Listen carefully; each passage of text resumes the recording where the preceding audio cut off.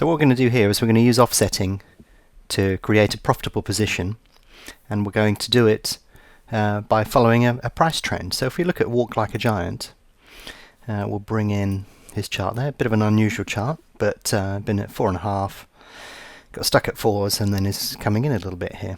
So if we go up to the top of Bet Angel here, we can choose Offset Bet. We're going to offset by 1.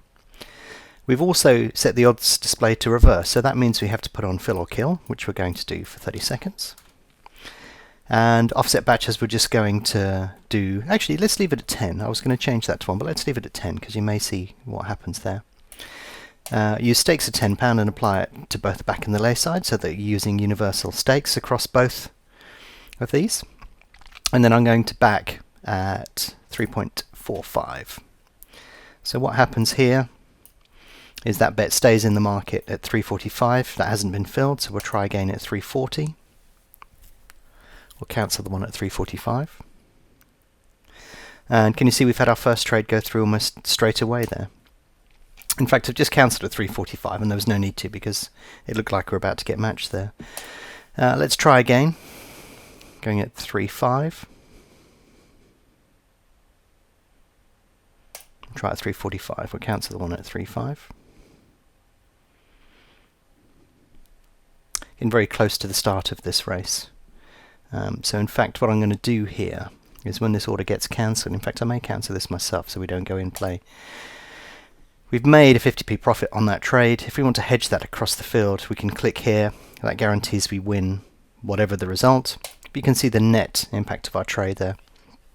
You can see we've gone in play now. That's why I was in a rush to get out, because we do not want to go in play. You either trade pre-off or in play. You don't do both.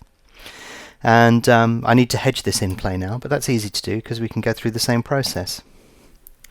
Now you'll notice it says down here placing bet, and that is because there's a delay whenever you bet in play. And this is one of the reasons that it's important to exit all positions before the off. I was rushing that slightly, so you can see that I had to sort that out in play, which you don't really want to do.